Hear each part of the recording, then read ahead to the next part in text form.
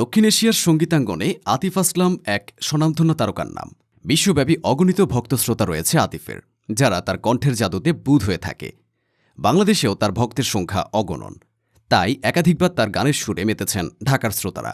সবশেষ গেল এপ্রিলে রাজধানীর বসুন্ধরা স্পোর্টস কমপ্লেক্স মাঠে পারফর্ম করেন আতিফ। বছর না ঘুরতেই আবারও ঢাকায় এসেছেন সঙ্গীত ভুবনের এই উজ্জ্বল নক্ষত্র। তার সুমধুর কণ্ঠের জাদুতে ঢাকার দর্শকদের মোহাবিষ্ট করেছেন উপমহাদেশের জনপ্রিয় এই তারকা শিল্পী।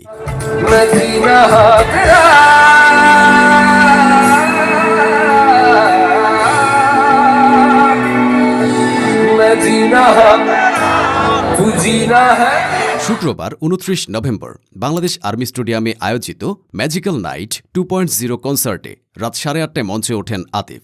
এই কনসার্টে প্রথম সারির জন্য টিকিট মূল্য ছিল ৪,৫০০ টাকা এবং ২,৫০০ টাকায় পাওয়া গিয়েছে সাধারণ সারির টিকিট।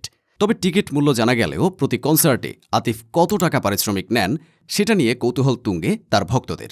ভারতীয় অনলাইন প্ল্যাটফর্ম bollywoodstudies.com-এর প্রতিবেদন অনুযায়ী দেশের বাইরে হলে কনসার্ট প্রতি আতিফ আসলামের পারিশ্রমিক প্রায় ২ কোটি টাকা। তবে পাকিস্তানে প্রায় ৮০ লাখ থেকে ১ কোটি রুপি পারিশ্রমিক নেন জনপ্রিয় এই গায়ক। ক্যাফেতে গান গেয়ে ক্যারিয়ার শুরু হয়েছিল আতিফের। পাকিস্তানের জনপ্রিয় ব্যান্ড দল জালের প্রতিষ্ঠাতা সদস্য তিনি। তখন থেকে বিভিন্ন অনুষ্ঠান, কনসার্ট থেকে ডাক পেতে শুরু করেন আতিফ। এরপর ধীরে ধীরে বাড়তে থাকে তার জনপ্রিয়তা। একসময় টিভির ধারাবাহিক থেকে গানের জন্য ডাক পান তিনি। সিরিয়ালে গান গেয়ে ভাগ্য ফেরে তার। তখন এক একটি গানের জন্য ৮ থেকে ৯ লাখ রুপি পারিশ্রমিক নিতে শুরু করেন এই গায়ক।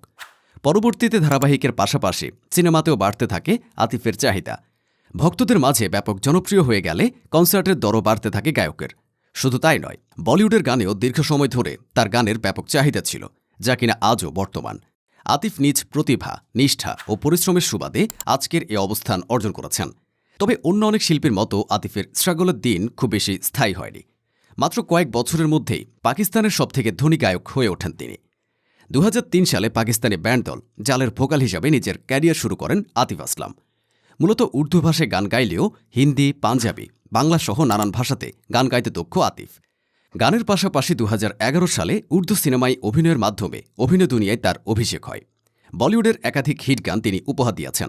এর মধ্যে আদাত, তেরে বিন, তু জানে না, দিল দিয়া গাল্লা, তেরে সঙ্গ ইয়ারা, ও লামহে ও বাতে, জিনা জিনা উল্লেখযোগ্য।